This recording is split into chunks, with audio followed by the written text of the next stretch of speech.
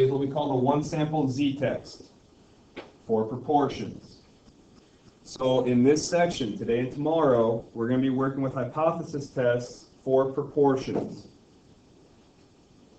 So the last couple days we dealt with just hypothesis tests in general. Now we're going to go specifically into the different types that we're going to look at. So today proportions, tomorrow proportions, Thursday, Friday, we'll talk about what happens with means. Okay? So when we look at a problem involving proportions, we're going to use that same example we started off last section with. So a basketball player claims to be an 80% free throw shooter. We feel that he is exaggerating. So we have him shoot. So in an SRS on 50 free throws, he made 32. That makes his sample proportion of made shots, so P hat, 32 over 50 or 64%. This is much lower than his claim, but does it provide convincing evidence against his claim? So what we're trying to figure out here is, did he just have a bad string of shots, or is he not as good as he claims? So do we have convincing evidence to say that his free throw percentage is less than the 80% that he claims? So when you run a hypothesis test, the very first step is to state your hypotheses. You have to know what you're trying to do. So if this is our setting here, what would our null hypothesis look like?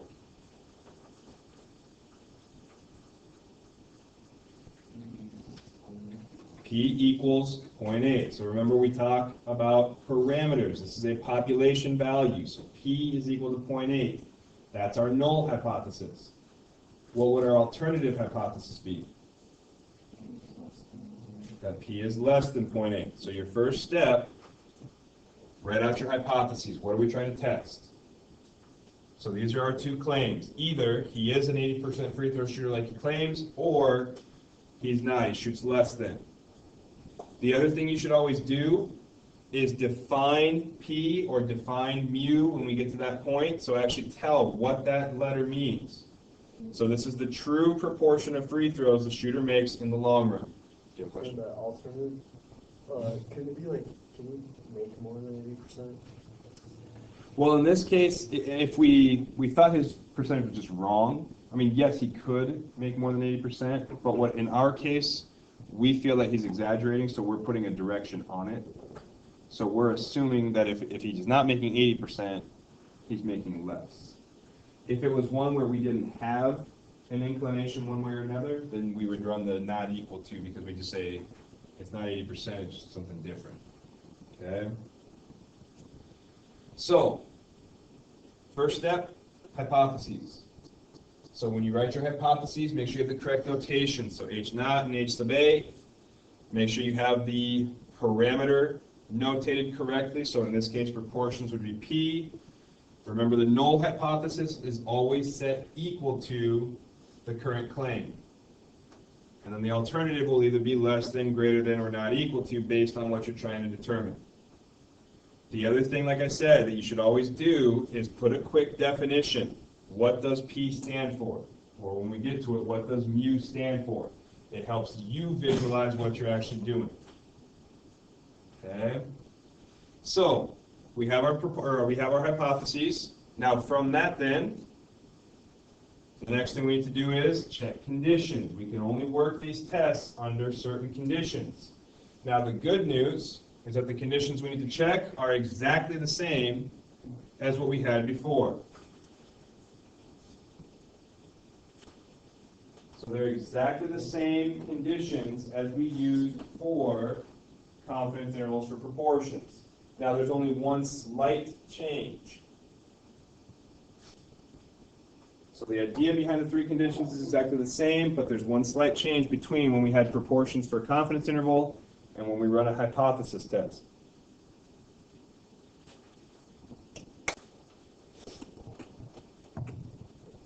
So the first two are pretty straightforward. Random, we have to have an SRS, we have to have a random sample. 10%, we have to have a sample that's less than 10% of our population of interest.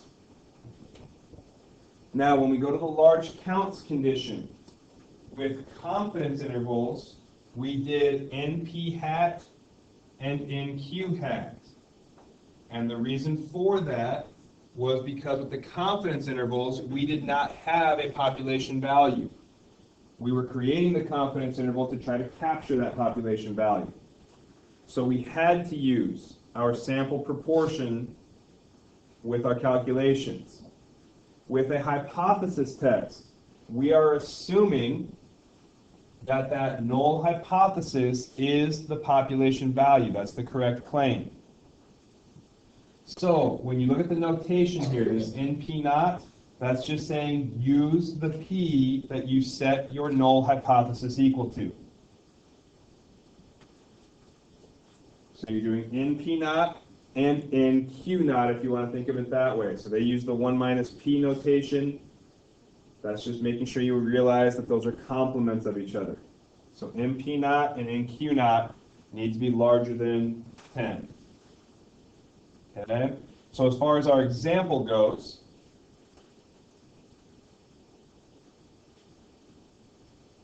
do we have a random sample? So if we go back and take a look, did we have a random sample of free throws? Yes, and we would say because there's an SRS, right? Then 10%. Would 50 free throws satisfy the 10% condition? Yeah, because he could shoot, in theory, an infinite number, right? So he could shoot a bunch. So 50 is definitely going to be less than 10%. Now, when we check the large counts condition, so when we take n times p and n times q, which p do we use? Because there's two different p's in the problem. There's his claim 80%, and there's our sample value 64%. We need to use the 80%. So this is our claimed proportion, 80%. So that's the one we use when we're doing our large counts condition. So when we get to this point, we would take n, 50, times 0.8, and that would be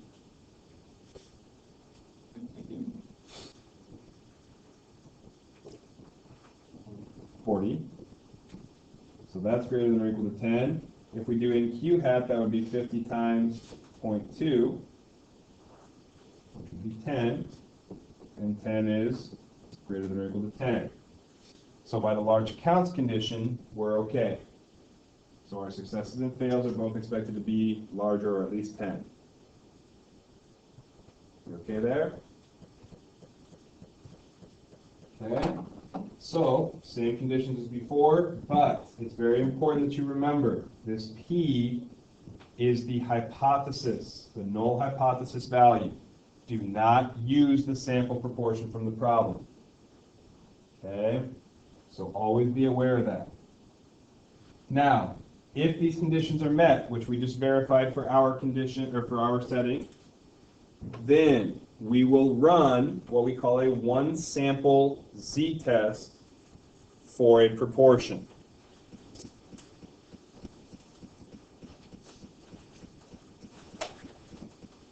Okay, so we're going to run a one sample z-test.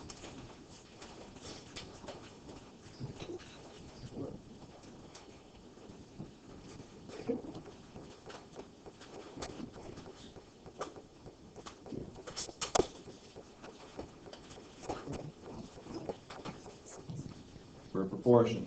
So we're going to do the calculator here in a little bit.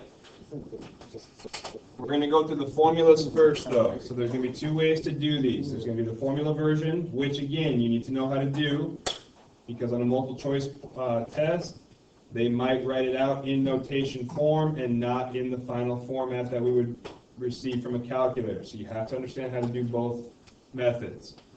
So for the formula method, we go back to our normal distribution.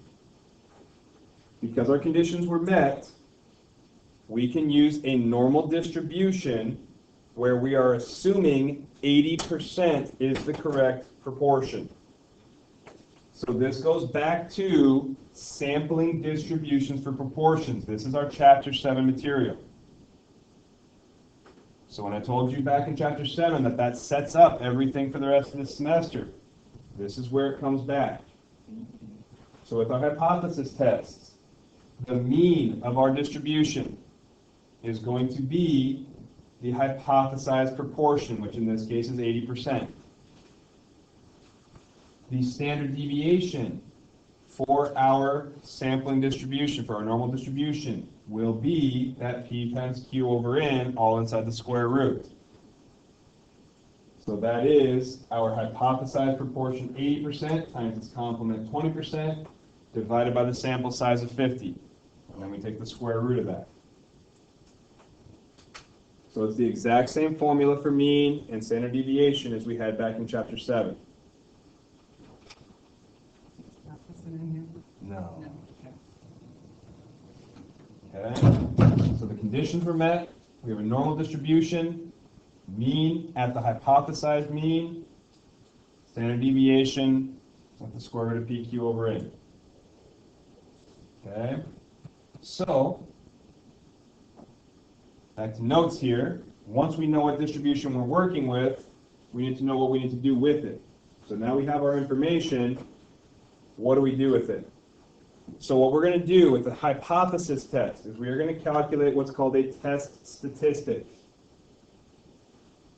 This test statistic measures how far a sample value diverges from what we would expect if the null is true.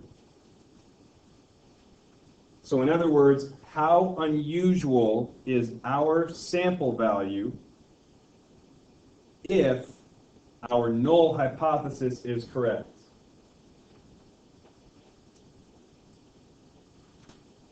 Now, when you look at the formula here, to calculate a test statistic, you take the sample value, the statistic, minus the parameter value. The parameter value is going to be your null hypothesis value.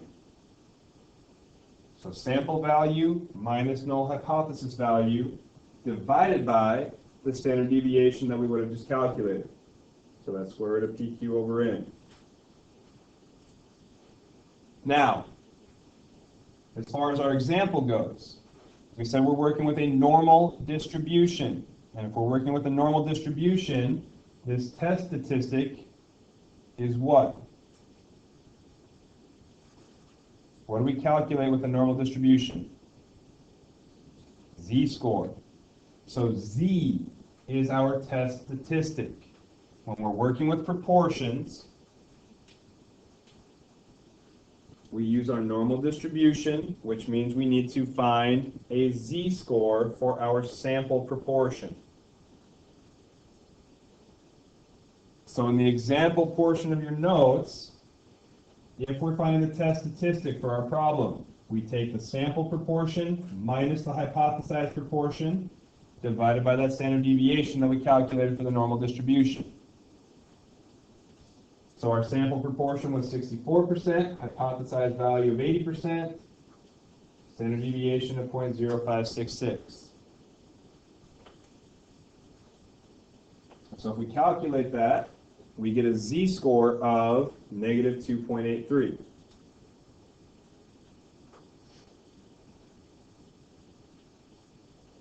Now, as soon as we have our Z-score, what do we do with it? So every time we calculated a Z-score previously, what did we do with it as soon as we got it? Well, we either plug it in our calculator to get the p-value, or we look it up on the table. So you would look it up on table A, find negative 2.83, it's going to give you a certain proportion. Or in your calculator, you use your normal CDF. In this case, our lower bound would be the negative 1/99. Upper bound would be negative 2.83, and then we calculate the area that way. So, once we know our Z-score, we use it to calculate our p-value. So if we use table A, this is what we find. So on table A, we look up negative 2.83. We're looking for less than, because our alternative hypothesis was less than. So the table would give us 0.0023, or if we plugged it in our calculator, we should get something very close to 0.0023. So if we interpret the p-value, okay, so the interpretation, when we get to the end and we find that p-value, we're saying that if, this is the key, if the null hypothesis is true, so if he truly shoots 80%,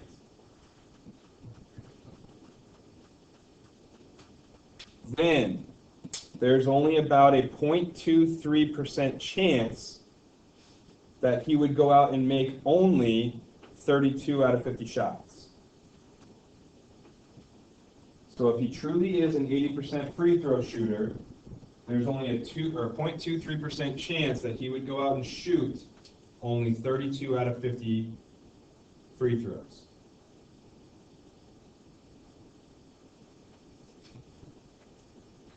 Okay.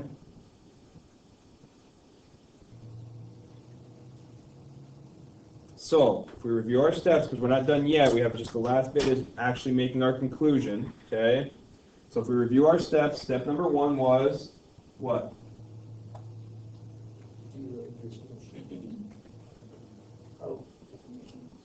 Step number 1 in this case is hypotheses. Write your hypotheses first. So define your parameter of interest, write your hypotheses. Once you have the hypotheses, you're going to want to go and do the test, but before you can do the test, then you have to check your conditions. So you check to make sure the conditions are met. If they are, the next thing is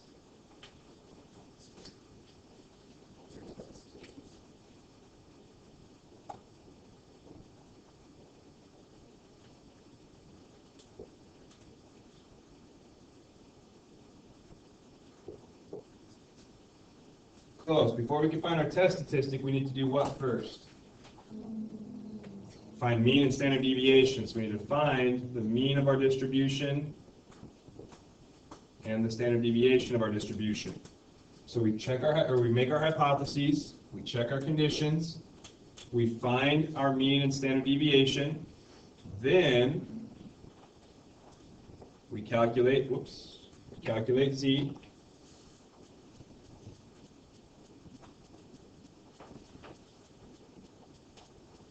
Z will lead us to P. And then the last step would be to make our conclusion. Okay? Now, in the problem that we're working here, this step where we're interpreting the p-value, this is not something you'll have to do if you're running just a straight test. But there are times where you will be expected to calculate a p-value or take a given p-value and interpret it. So I wanted you to see what that looks like. Okay? So as far as running an actual test, you've got basically those 6 steps there. State your hypotheses, check your conditions, find mean and standard deviation, calculate Z, use Z to find P, use P to draw your conclusions. Okay? So, if our p-value is 0.0023. Now, did we establish an alpha level? We did not. So generally, you'd want to establish an alpha level beforehand. For our purposes, more often than not, they're going to tell you what alpha level to use. Okay? But if we look at this p-value, would it necessarily matter what alpha level we had chosen? No. Because this is such a small p-value, it would be lower than any regular alpha level. Okay? So, since p is less than alpha, so here's our conclusion.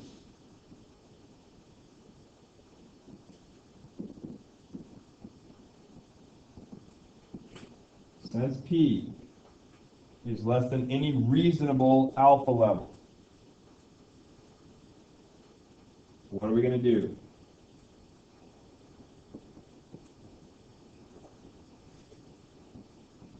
When p is less than alpha, what do we choose to do? Reject the null.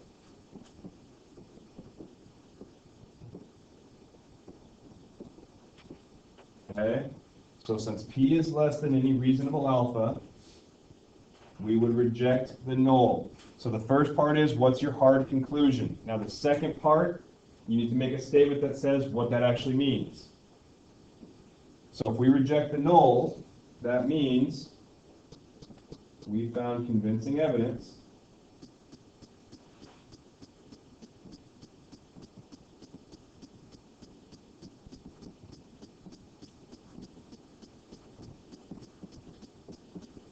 that the player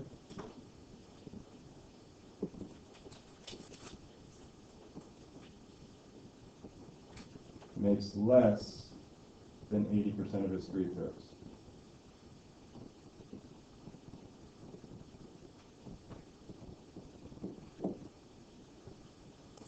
Okay? So, when we're looking at this, since P is less than alpha, we would reject the null. We find convincing evidence that the player makes less than 80% of his free throws. Okay? Now, while we're at this stage here, let's say that we've gone through the whole process. We found Z, we look up Z, and we get a p-value of 0.075. So if my p-value is 0.075, and let's say we were using an alpha level of 0.05. So if our p-value is greater than an alpha level that we're working with, then we would choose to fail to reject. So since p is greater than alpha, we would fail to reject the null, which in this setting would mean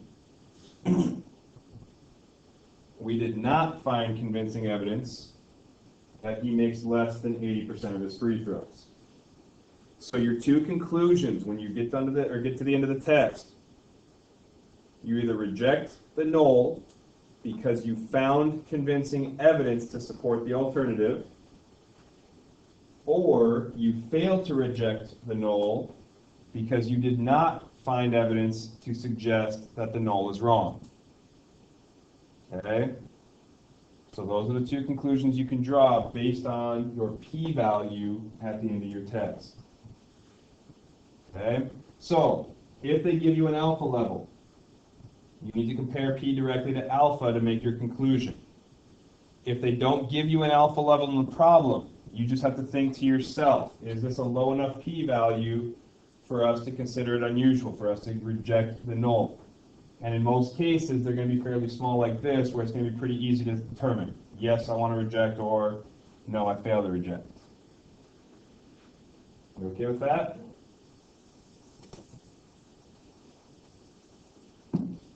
All right.